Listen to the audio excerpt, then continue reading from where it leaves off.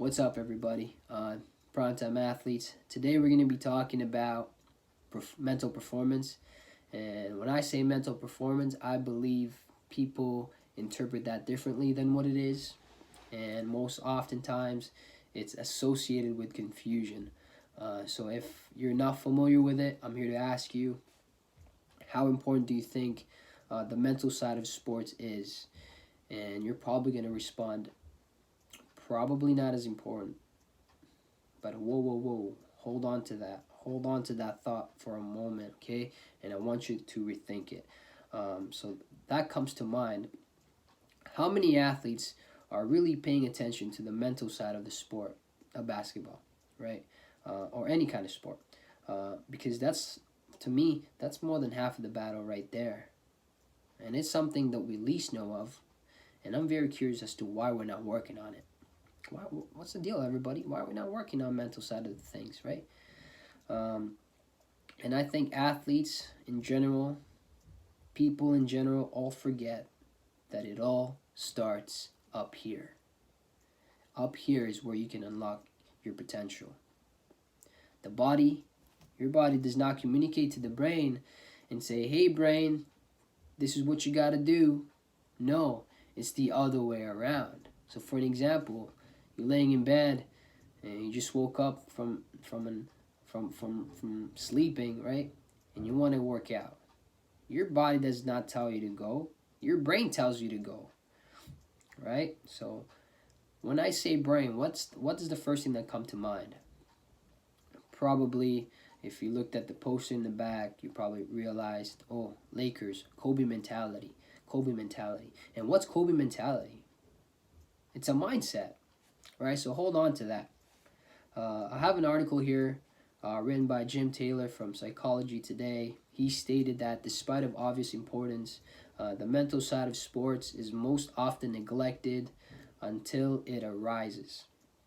The sports realm seems to hold mental training to a different standard than physical and technical aspects of sports, right? So what that tells you is that we mainly focus on physical aspect and the technical aspect, right? And the physical aspect would be how well can we enhance someone's athleticism.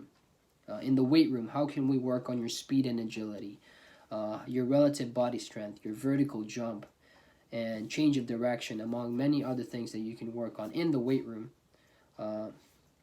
things that you can physically train, right? And the other focus would be the technical aspect. So this would be skills training. This would be your skills in basketball, right? How well can a person dribble? Does he have the bag? Your passing ability. When you play, do you dish out dimes every time?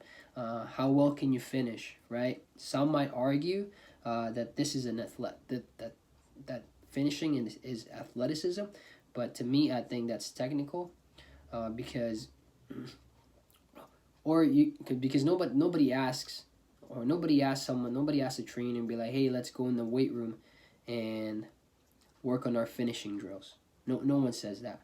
But what you can do in the weight room is that you can work on perturbation. And perturbation is, for an example, you'd stand on one spot and you'd try to mimic a game situation such as rebounding. So you'd stand in one spot and a trainer would come and push you off. So you get a contact mid-air and then you work on your landing, right?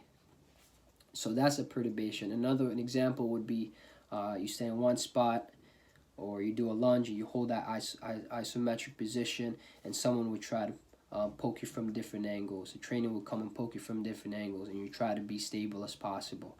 But anyway, so where were we? So we're at finishing, right? Are you good with the reverse? Are you part of the jelly fam? How well can you absorb the contact and finish with an extendo, right? Those are your few of the finishes. And lastly, of course, would be the shooting. Are you consistent with your shots? What about your range? Are you Steph Curry from the shop? I think that's the lyrics. Forgive me, right? Do you pull up from the logo, right? So these would be the things in basketball that a lot of people would hold at a higher level than the mental side of things, right? where I believe they should all be in the same level, right? One cannot fall behind, and one cannot just lead. In the end of the day, you want to work on everything, and you want to be a balanced player, right? As an athlete, of course, we all have to develop as a person as well. And you always have to find ways to approach things differently. You gotta have to find different angles, right? Because basketball or in life, it's never gonna be stagnant. It's not ever gonna be the same thing, right? Basketball is too much of an imperfect sport to approach it at with one way only, or one technique, or one method. It's different every time. So it's not always going to be about your skill or how skillful you are. It's not always going to be how athletic you are. Yes, those two are some key factors that can potentially set you apart and ultimately win games, for sure. But how can we tackle our given scenario and approach differently, right? How can we give ourselves that edge component? How can you give yourself that edge component that's going to separate you completely from the rest of the competition, right? So when we look at NBA stars, for example, I'm talking about NBA stars, not NBA players, NBA stars, the top dogs, right? We have to ask what separates them from the rest. And more than likely, it's that mentality aspect. I'm sure there will be days where they feel like their energy is depleted and they probably can't perform or play anymore, but they know they can because they have that edge component, right? They have that confidence on what they could do because they practiced it many, many, many times. They've done many, many repetitions of the same movements, the same drills, and it's almost become subconscious, right? And that's that word there, confidence, believing in oneself. And I think everybody would benefit from that if everybody has that thing, right? And where does confidence come from? From up here. So if we can identify a different angle to performing better, such as improving our mental game, then why are we not doing that? Why? Right? So here are the healthy benefits. Here are 2 healthy habits you can work on. I got these points from Madeline Petrie from Basketball and Barbells podcast. The first one she says was increasing your awareness. So what made you lose focus? Was it a bad day? Did you not do well as you thought you did on an exam? Did you have a bad relationship? Who knows? We have to be aware. She stated that we have to be aware when these types of things happen to us. So when these type of things happen to us, let's say for an example, oh, I have a game today, I didn't eat well, and that resulted in me running low on energy. I mean, are you going to let that happen again? Of course not. You're going to have to realize that, hey, I didn't eat well, I didn't fuel up, so I got to do that today because I have another game and perform better, right? And more than likely, that's the thing, right? You're able to detect it because it all comes in a pattern.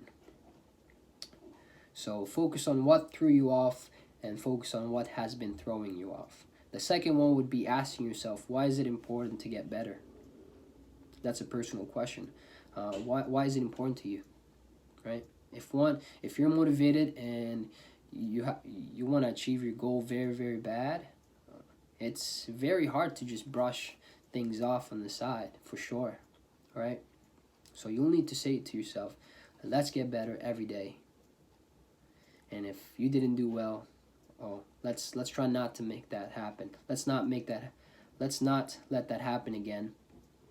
And know your perspective and know what you want to improve on.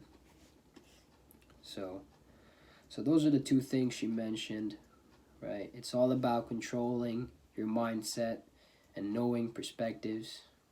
More than likely, in the end of the day, the competition is not between you and the other guy. The competition is between you and yourself.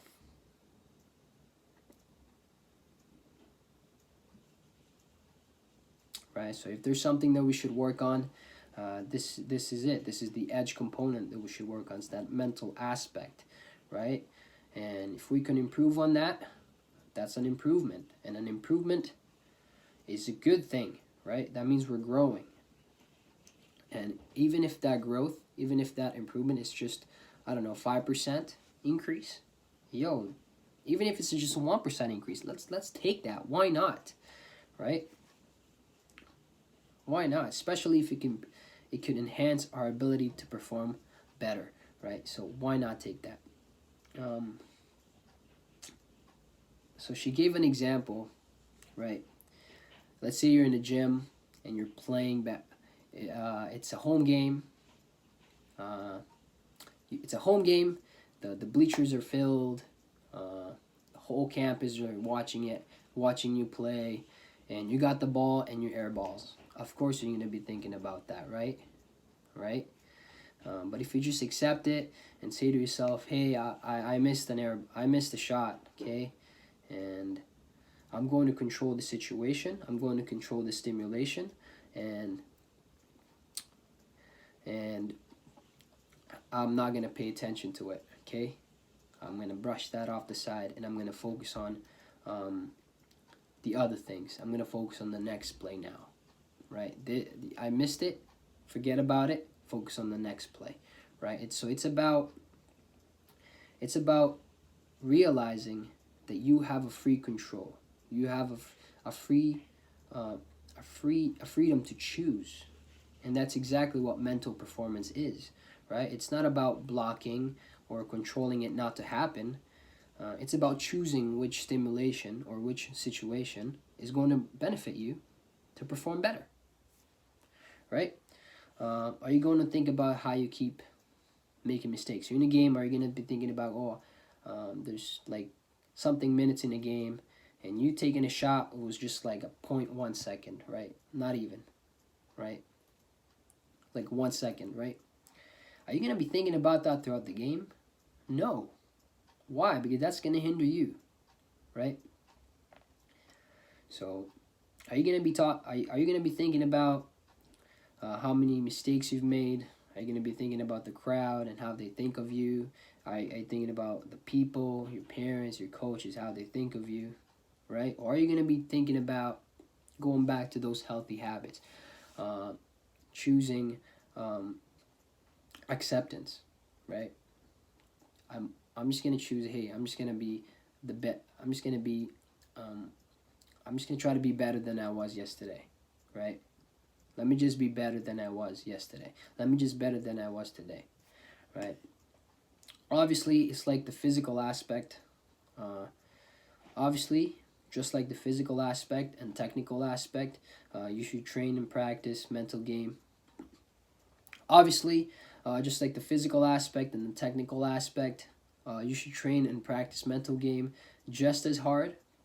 Don't settle for the quick fix. Obviously, it's not a quick approach or a one technique kind of thing. It's going to take some time and patience, and most importantly, awareness. And most importantly, obviously. So, are you going to think about how you keep making? Are you going to be thinking about how you keep making mistakes? Are you going to keep about that one mistake? Are you going to think about the crowd, how the people are thinking of you? Or are you going to choose to accept things and try to do your best and be better than you were yesterday? So which one would you choose, right? Obviously, just like training for physical, obviously just like the physical aspect and the technical aspect, you should train the mental game just as hard, right? Just as hard, right? Don't settle for the quick fix. Obviously, just like the physical aspect and the technical aspect, you should train the mental game just as hard. All right. So athletes don't settle for the quick fix. It's not about that quick approach or a one technique kind of thing. It's about taking your time. It's about having the patience, and it's about having that awareness. Okay, so I think the mental game is the one component that we all lack behind. I think mental game is that one component that is lacking behind, and now is the time. Now is the time to work on it. Now is the time to get started on developing it.